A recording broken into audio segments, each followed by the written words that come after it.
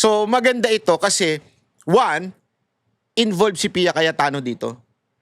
Sobrang kitang-kita natin yung kung gaano siya ka-passionate pagdating sa nangyari sa Senado. At mantakin mo. Pag pinatawag niya si Matibag na sinigawan siya, ang saya nun. Be, sayaw nun. Be, ang lupit nun, di ba? Mantakin mo. Okay. Isupina natin si Matibag. Gayon mo ako sigawan as a chairperson ng makapangyarihang Blue Ribbon Committee. Ge, ano sabi mo? Ano sabi mo? Kaya exciting yan sa hearing. Ngayon, akala ko ba banat bay medyo na nababagalan ka dito kay Cayetano pag akala ko ba tapos sasabihin mo ibabalanse dapat. Ako yung frustration ko lang naman po 'yon. Hindi ko naman sinabing dapat gawin na ni Senator Cayetano. Frustration ko lang na nauunahan tayo sa kasinungalingan. Kasi sinungaling yung mga binibigay nila eh. So pag sinabi mo na ngayon yung totoo, nako, baka medyo hindi napakinggan ng tao. Kaya sana medyo bilis-bilisan natin dyan sa Senado kasi ayan na, ano na naman bukas, Thursday na, tapos na ata ang Senado, hindi, wala na ata silang ano bukas. Sabi Monday daw yung pagdinig. Simulan na natin mga sir, mga ma'am. Oh, yun lang atin ha. Hindi ho tayo pumupuna ng masama ha. O ibig sabihin din na natin sinusuportahan ng leadership ng Senate. No. Senate is the last defense, ika nga. We will support our senators, especially the leadership of the Senate na si Speaker.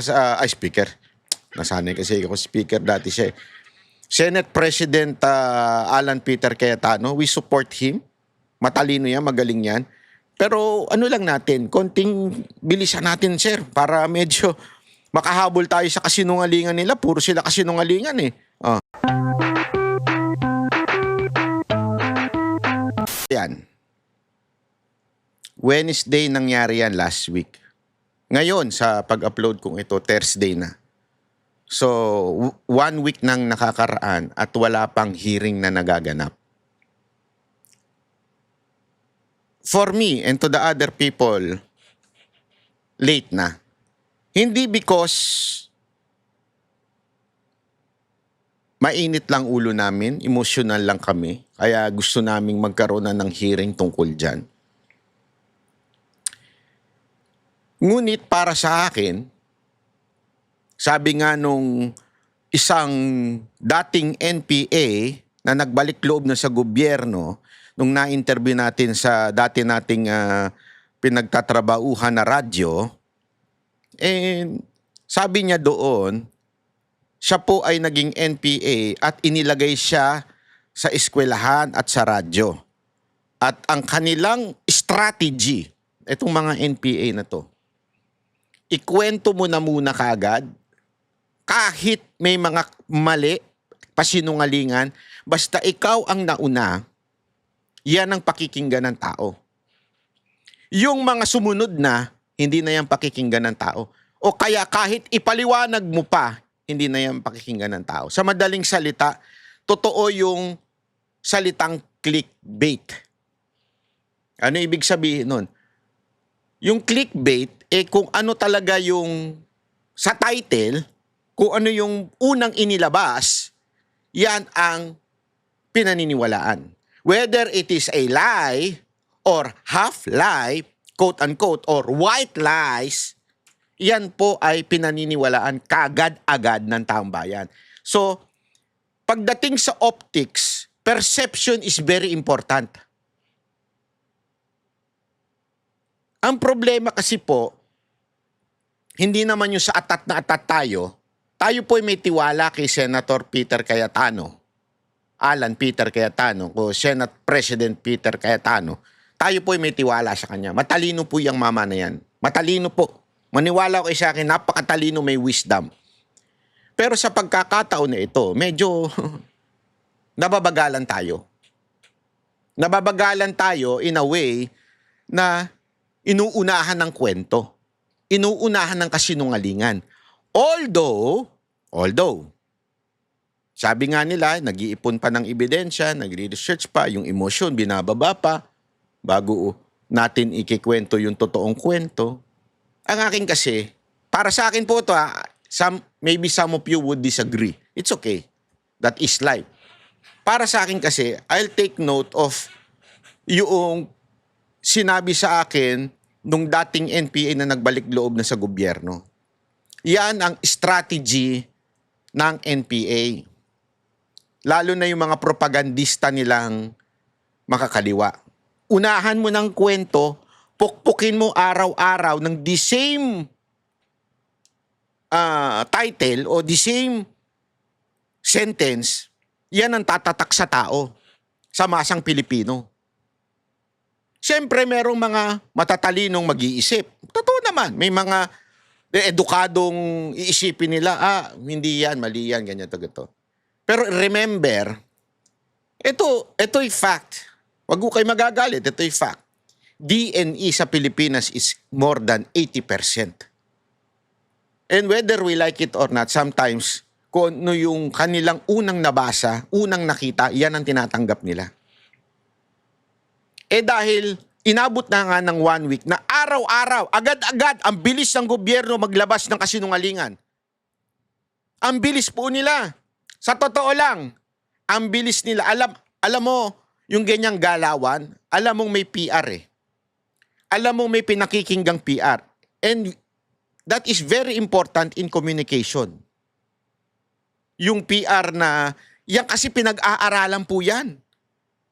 As in, pinag-aaralan yung mga psychological effects, lahat po pinag-aaralan po yan. Hindi basta-basta yan. At yung mga PR, magaling po dyan. They exist. Maniwala kayo sa akin, they exist. Sila po ang pumapatay ng apoy, sila rin po nagpapaapoy. Nag-exist na yan even before Duterte. Panahon pa lang ni Kopong-Kopong, panahon pa lang ng Marcos Sr., nag-i-exist na po yung mga yan. So what do I mean? Halatang-halata yung kanilang galawan. Ang bilis nila maglabas ng kasinungalingan. Yung video, yung CCTV, ang bilis. Hindi ko masisisi ang PNP. Very professional ang PNP. Honestly, ngayon, sa katauhan ni Nartates, nakikita kong professional. Kita nyo nga nung during the press con, nagsasalita si Nartates, very professional, tas biglang papasok si Rimulya, babaguhin yung kwento, biglang meron isisingit. Bakit? Kasi yun, malamang sa malamang, yun ang instruction ng PR. Kailangan ito yung mga points na ipasok nyo. Ito, wag nyo gagamitin yung warning shot, gagamitin ninyo yung parang cover shot, yung mga ganong klaseng at ito lang yung ilalabas nyo, ganito, ganito. Kaya nga sabi ni ni Aplaska, ito po ay spliced na. Spliced na daw. Ito ha. Panoorin natin itong part na to. So it's all. Sir, mini-maintain nyo ba na isang shot lang ang ginawa nyo, sir? So it's not accurate yung sinasabi niyang kwento ng ni John Vic. Tatlo daw kasi sir yung inano nyo. Warning shot, isa lang. One lang. Shot lang, sir. Oops. Okay.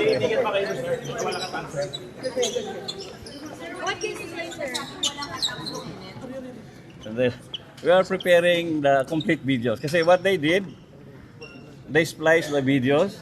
Yo. And they just selected the videos that will support their narrative.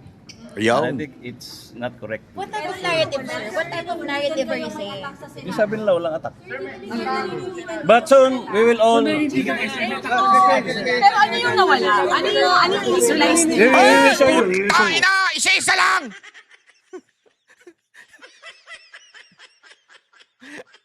Grabe, no? Sikat na sikat si Aplaska ngayon. Pwede na ito magsenador eh. Dati palakad-lakad lang yan dyan eh, di ba? Sila yung naninita ng mga kupal dyan eh. Pero ngayon, maganda siguro ma-interview natin to si Sen Aplaska, no? Sen, alam ko nanonood po kayo. Baka naman. Interview lang. Ako, matino. Walang sigawang magaganap. Hindi katulad niya. Pa-interview naman, Zoom lang, kahit Zoom lang. Sige na, magkwentuhan tayo sa Zoom. Ay, kwento natin yung kwento natin. Kasi yung kwento nila, wala eh. Sabit na sabit eh. Halatang halata eh. Oh. Bigyan mo kami ng konting panahon. Okay. Thank you, sir. Sabi nga ni Aisa Sigera, pagdating ng panahon, hindi na makikinig ang tao.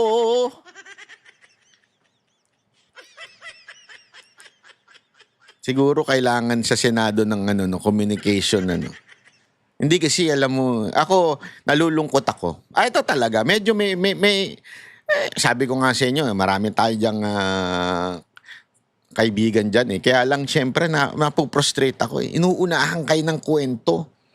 Syempre yung kwentong kasinungalingan, ang hirap na, tsaka nyo pa iko-correct. Na ilabas na yung kwentong kasinungalingan. Di ba?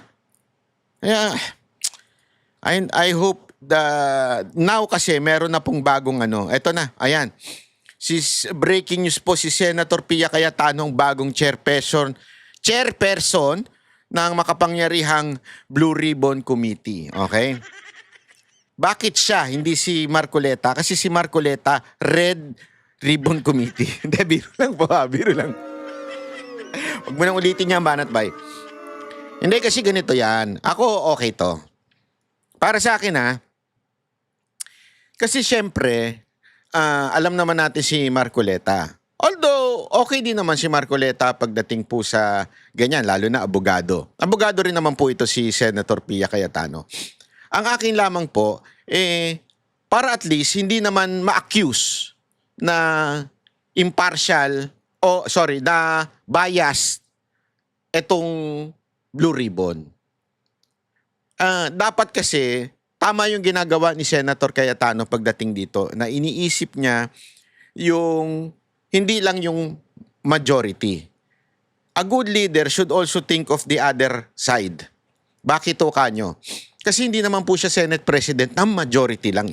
Senate President siya ng the entire Senate. So, he has to satisfy the other senators. Or else, baka mamaya pagka masyado yung biases, katulad ng ginawa ni Soto at ni Lacson, baka bumaligtad yung iba. Iyon ang iniiwasan. It's better to stay as a Senate President instead of ilagay natin yung ikakabaligtad ng iba.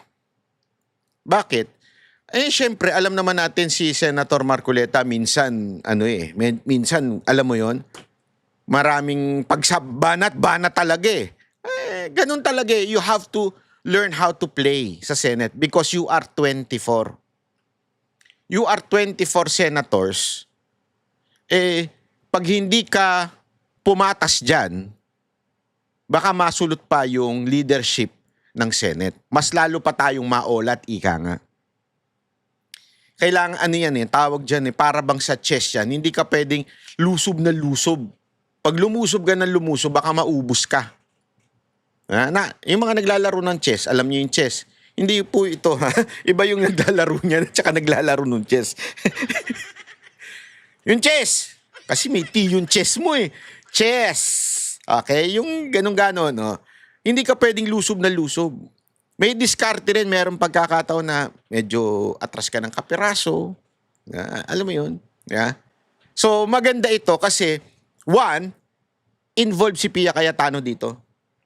Sobrang kitang-kita natin yung kung gaano siya ka-passionate pagdating sa nangyari sa Senado. At mantakin mo. Pag pinatawag niya si Matibag na sinigawan siya, ang saya nun. Be, sayaw nun. Be, ang lupit nun, di ba? Mantakin mo. Okay. Isupino natin si Matibag. Gayon mo ako sigawan as a chairperson ng makapangyarihang Blue Ribbon Committee. Ano sabi mo? Ano sabi mo? Kaya exciting yan sa hearing. Ngayon, akala ko ba Banat Bay medyo na nababagalan ka dito kay Cayetano pag akala ko ba tapos sasabihin mo ibabalanse dapat. Ako yung frustration ko lang naman po 'yon. Hindi ko naman sinabing dapat gawin na ni Senator Cayetano. Frustration ko lang na nauunahan tayo sa kasinungalingan. Kasi sinungaling yung mga binibigay nila eh. So pag sinabi mo na ngayon yung totoo, nako, baka medyo hindi napakinggan ng tao. Kaya sana medyo bilis-bilisan natin dyan sa Senado. Kasi ayan na, ano na naman bukas, Thursday na, tapos na ata ang Senado. Hindi, wala na ata silang ano bukas. Sabi Monday daw yung pagdinig. Simulan na natin mga sir, mga ma'am. Oh, yun lang atin ha. Hindi ho tayo pumupuna ng masama ha. O ibig sabihin din na natin sinusuportahan ng leadership ng Senate? No. Senate is the last defense, ika nga. We will support our senators, especially the leadership of the Senate na si Speaker. Nasanay kasi ako Speaker dati siya. Senate President Alan Peter Cayetano, we support him. Matalino yan, magaling yan. Pero ano lang natin, konting bilisan natin, sir, para medyo makahabol tayo sa kasinungalingan nila. Puro sila kasinungalingan eh. Eto pa, papakita ko lang sa inyo ha. Wait lang ha. So it's all. Sir, it's not- minimaintain it's nyo ba not na accurate. isang shot lang ang ginawa nyo, sir? Tatlo daw kasi sir yung inano nyo. Pero ano yung nawala? Andali, andali. Ano yung initialize We nila? will show you. We will show you. Bigyan mo kami ng konting panahon. Okay. Thank you, sir. Hindi yan. Sorry. Saan na yun? Samantala, tinawag ng PNP Criminal Investigation and Detection Group o CIDG na panic firing ang pamamaril ng Office of the Senate Sergeant Bago na ngayon. Panic firing naman ngayon. at Arms sa Senado. Dahil dyan, inirekomenda na nilang sampahan ng mga kasong kriminal ang 3 tauhan ng OSAA, kabilang si Mau Aplasca. At para po sa detalye live mula sa Camp Crame sa Quezon City, may Express Report si Mon Gualvez. Mon, ano-ano ba itong isinampang kaso at ano ba daw ang basihan?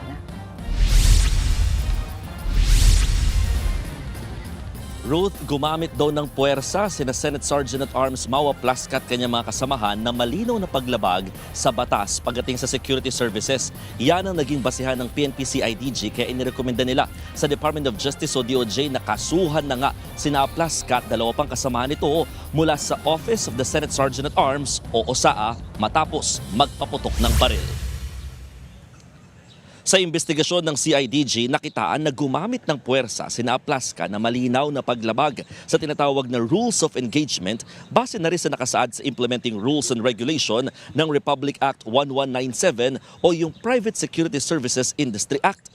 Para sa CIDG, hindi raw ipinatupad ni Aplasca ang pinaka-responsabling dapat sanang ginawa na makipag-usap muna bago magpaputok ng baril.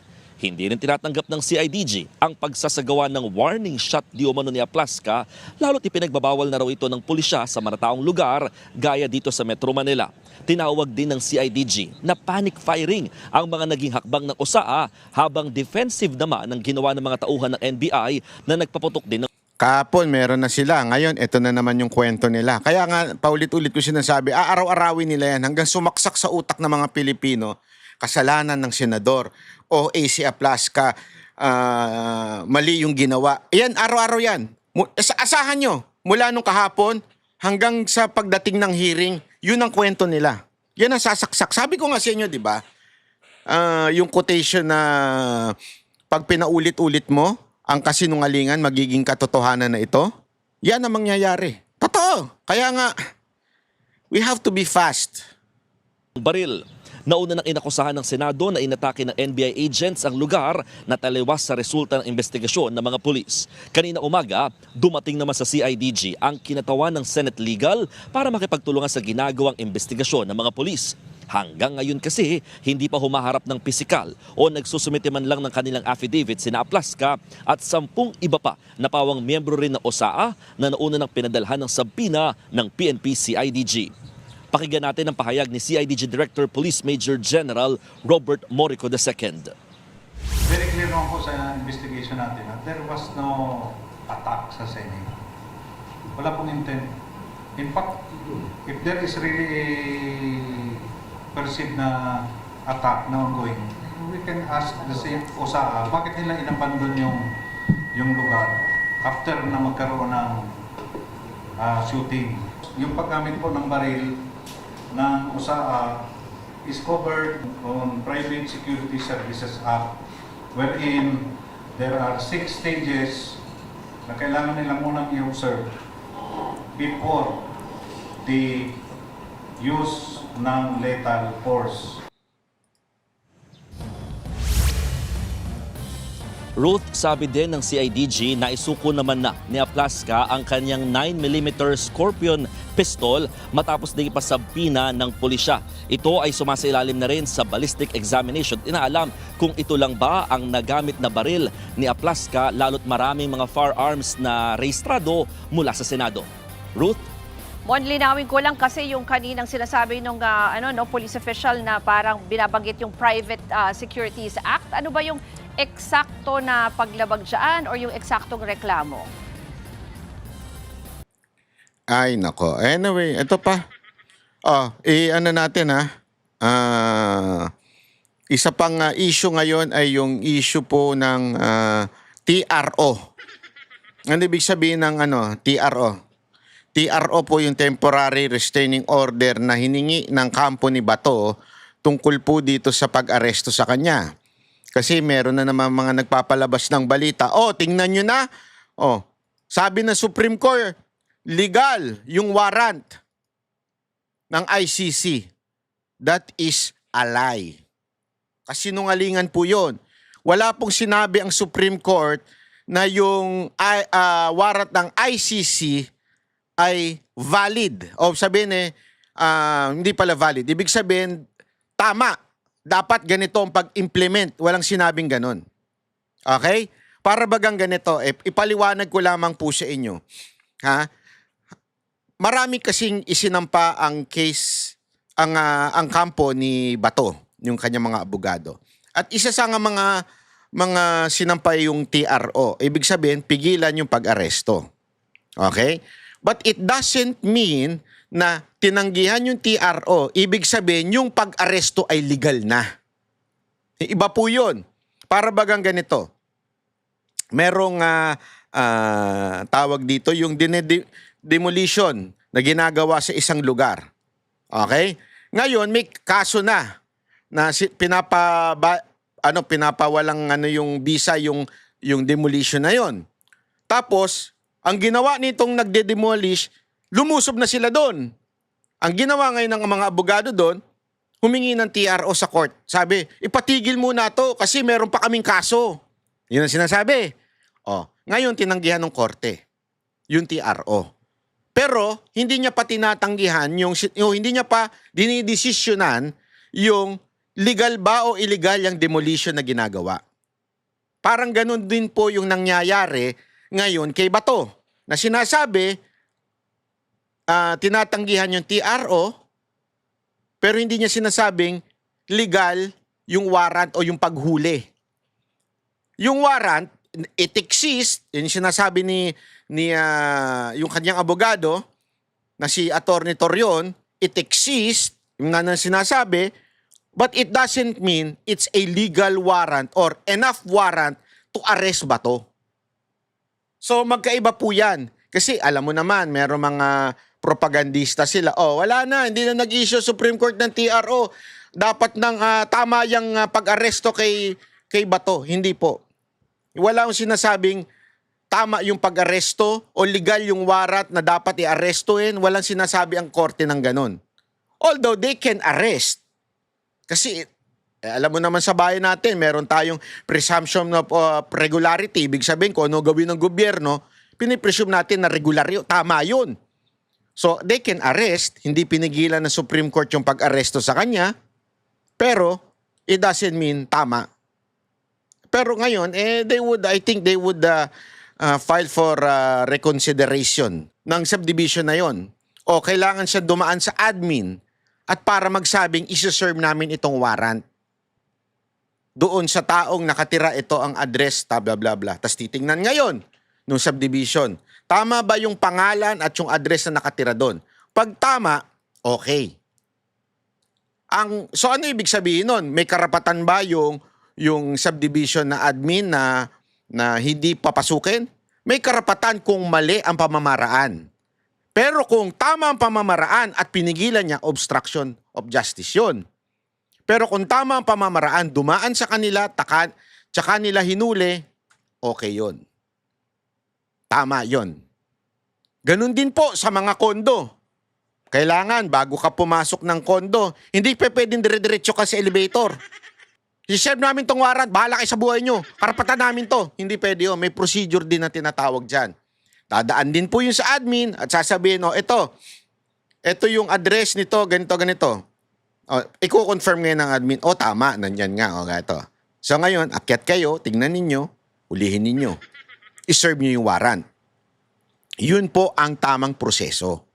Meron na kasi pong procedure pagkaganyan. Ngayon, this is an international law o international warrant. Ano ang procedure? Okay? Wala pa po. Kaya nga sinasabi, yung paulit-ulit nila sinasabing RA 9851 Section 17, hindi naman nila sinusunod yung bandang dulo. Ang importante pa nga niyan, yung mismong Rome Statute na sinasabi nila na may hawak ng ICC warrant na yon, mismo sila nagsasabi, kailangan dumaan sa local court. Kaya nga, magulo. May sarili silang batas doon na para bagang sinasabi nila, sundin natin itong warrant na to sa ICC. Pero, binubura nila yung procedure ng ICC kung paano isi-serve yung warrant. Nagigets nyo? Siyempre tayo, hindi naman natin gagalangin kung anuman ang kanilang batas. Batas nila yan eh. International law yan, hindi naman natin batas yan eh. Ngayon, batas natin. Meron bang procedure sa batas natin ngayon? Wala.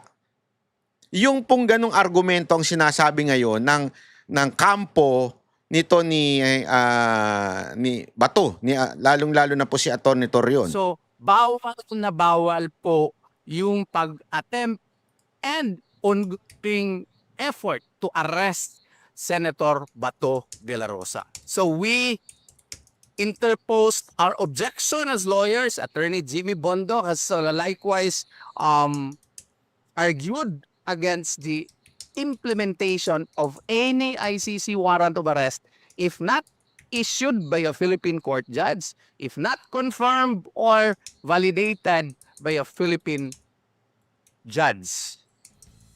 Ayun. So, importante po yan, mga kababayan. Linaw-linaw po yan. Kaya lang, syempre, yung mga din-din ko, na may kulay naman, malabo talaga. Di ba? Yan ang... wait. So it's a Sorry. Ito pa, wait lang ha.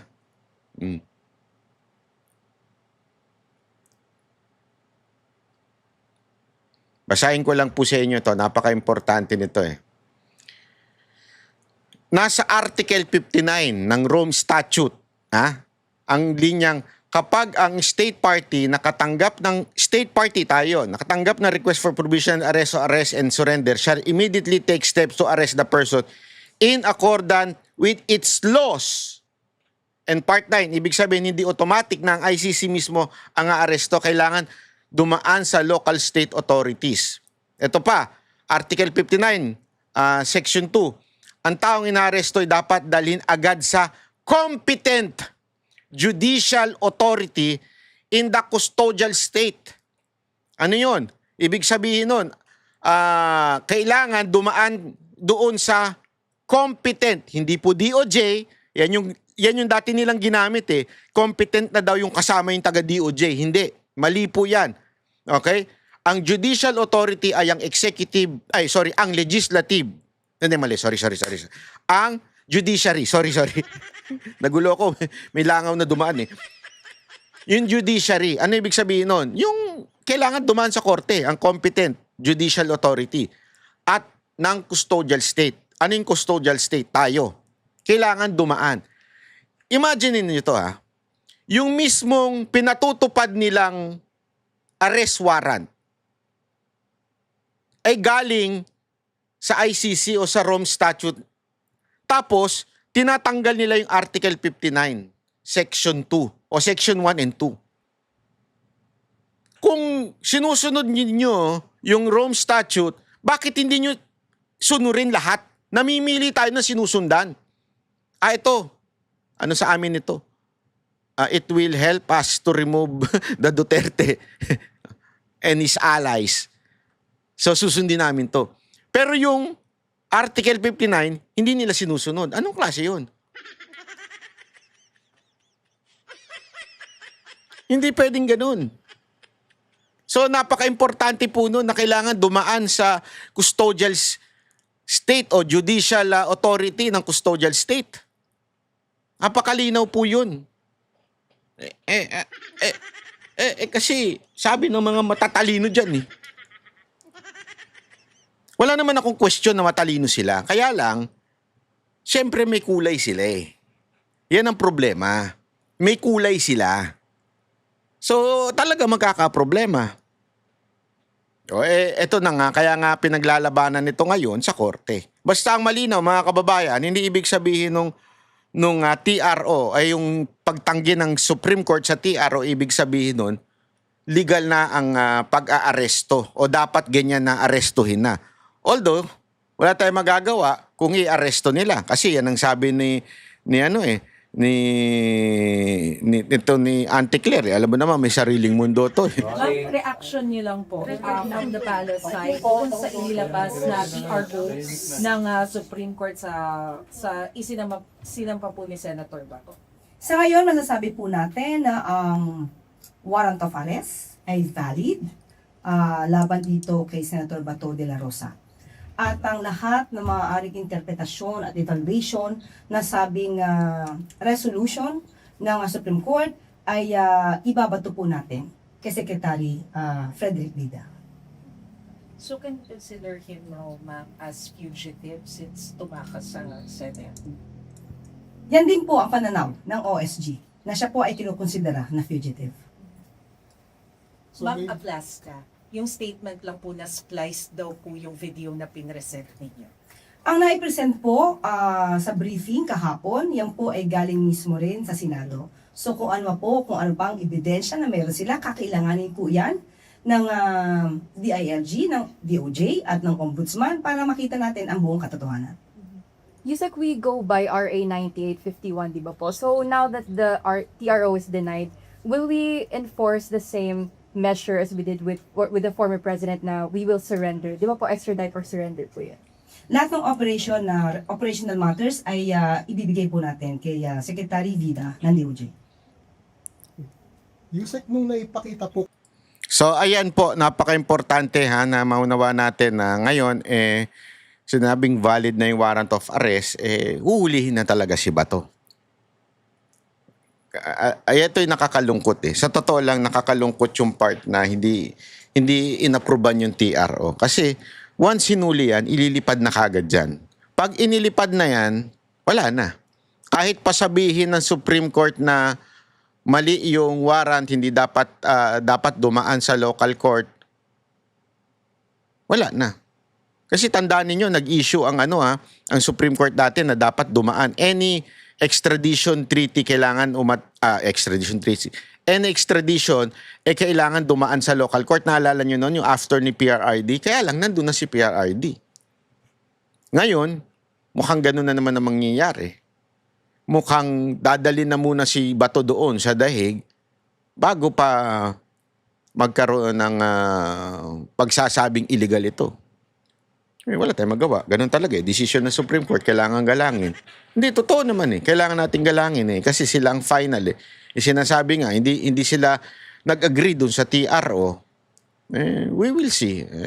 We will see what would be the best option of the legal counsel of Bato. Diba?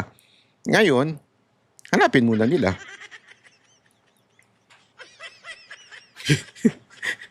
Hindi kasi magaling magtago yan si Bato. Tandaan ninyo, dating yan. Hindi po ito yung katulad ng mga katulad ni Torre na puro forma. Ito talaga sumali sa battle ito noon.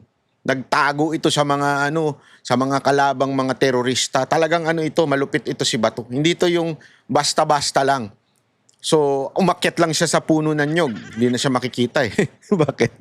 Parang buko yung ulo niya. Hindi. Joke lang ba to ha? Pareho naman kami. Ayan di Pareho naman kami. Huwag kayong mag-alala. Hindi siya sabi ko lang. Anyway, hanggang dito na lang po tayo. Magkita-kita po ulit tayo sa mga susunod na video. By the way, mga highway ha. Baka naman pwede mag-subscribe po kayo kasi syempre may goal tayo di ba? Sama-sama naman tayo na magawa natin tong goal na to. Ano ba yung goal natin? Na umabot tayo ng ano na ba ngayon? Tingnan nga natin. Umabot tayo ng hindi ko makita. Yung ilan na ba ang ngayon? Ilan na tayo? Wait Ayo, 1.37, no? Na million na subscriber. Importante, ikalat nyo na mag-subscribe po yung ating mga kababayan. Although, ladies and gentlemen, tayo naman po hindi nakadepende dyan. Kaya lang, importante gusto nating malaman kung importante na kumakalat po yung katotohanan sa ating bayan. Kaya kung pwede, subscribe na po kayo dahil pero nagulat ako dito mga kababayan Ngayon ko na lang ulit chinek. Naalala nyo yung mga subscriber natin dyan, di ba? Dati hinihingi ko sa inyo, ang daming nanonood. 60% ng nanonood ay hindi pa na-subscribe. Tama mali? Yeah? Ngayon, mantakin mo na ayon sa analytics ng YouTube, nakikita ko ngayon, 67% ang nakasubscribe. Yun. Palakpakan. 33% na lang ang hindi nakasubscribe. Yung mga nanonood. Sabihin, marami pang nanonood dyan na medyo nahihirapan mag-subscribe. Hindi, ang sabi naman kasi sa akin ng ibang mga nanonood dyan, mga kababayan natin, lalo na po yung mga may konting edad na, sabi na nahihirapan sila, hindi nila alam kung ano yung pipindutin. Tapos sa television pa daw sila nanonood. So, pag sa television, parang mahirap mag-subscribe di ba? Maganda gawin ninyo, kunin nyo yung remote, pukpok nyo sa apo ninyo. Sabihin niyo yung apo nyo, "Hoy! Turuan mo ako mag-subscribe hindi kita bibigyan ng baon." Ganon. Diba? Subukan lang ninyo. Biro lamang po Pero at least po, mga kababayan, 67% po ang nakasubscribe na po at sa bawat araw ay dumadami ang nagsusubscribe sa atin. That is a good news para sa ating kababayan. At ito magugulat ka. Female, 50%. Male, 49%. User, may 0.1% na bayot. Gulat ako dun Hindi naman. Hindi lang dinefine daw. Tapos ito, ang pinakamaraming nanonood ay 65%. 24% ang nanonood ay 65 years old. Ayos The rest, pero mataray meron nanonood na 18 to 24 years old, 3.1%. At saka 25 to 34 years old, 10%. Anyway, ako po ay nagpapasalamat sa inyo mga terwat. Alam nyo, kaya ko to sinasabi, hindi tayo naghahabol ng viewers, content, or whatsoever, o ng nagsusubscribe. Hindi ko po ugali maging narcissist. Totoo lang. Hindi ko ugali yan. Kaya lang, kaya ako gusto yan. Kasi ino-observe ko kung pinapakalat ninyo itong ating video, nakakatuwa. Ibig sabihin, yung ating pinaglalaban para sa bayan ay natutupad. Kasi tayo, wala naman tayong kapangyarihan kung hindi itong social media. Wala tayong kapangyarihan kung hindi yung kapangyarihan lang nating mga netizens. Nandito po ako hindi para sa sarili ko, hindi para sa inyong mga nanonood. Iniintindi natin, hinihimay natin yung mga kasinungalingan nitong demonyong gobyernong to. Hindi para sa akin, para sa atin po lahat to. Para mas maunawaan pa po natin. Yun lamang po. Kasi alam mo, ako, pag may nakikita ko na yung mga comment na, "Ang to, sinabi ng yung TRO, pagtanggi daw ng Supreme Court kay Bato, o tama daw yung warrant." Walang sinasabing ganun. Yung mga ganun na kasinungalingan na ayokong palagpasin. Sa totoo lang. At ayokong marami pang maloko. Kaya nga para hindi kayo maloko, i-share nyo ito para sa ating mga kaibigan, kamag-anak, at sabihin nyo, "Hoy, manood ka nga dito, huwag kang tatanga-tanga." Ganun ba? Nood ka kasi nanood kay Palsis eh. Oh, by the way, si Palsis pala ha. Kinasuhan ng 38 count. Grabe, panalo yan. Paano yan, Palsis? Wala ka ng pang chupageti. Ubus ang pera mo dyan. Hindi kasi, alam nyo, sa Pilipinas, yung mga abogado, they can represent themselves kung sila po'y nakasuhan. Pero pag ganyang kadami, medyo mahirap-hirap yan. Kakailanganin mo talaga ng kaibigan kasama. Alam naman, libre lahat yan. So 38 count ang cyber libel case.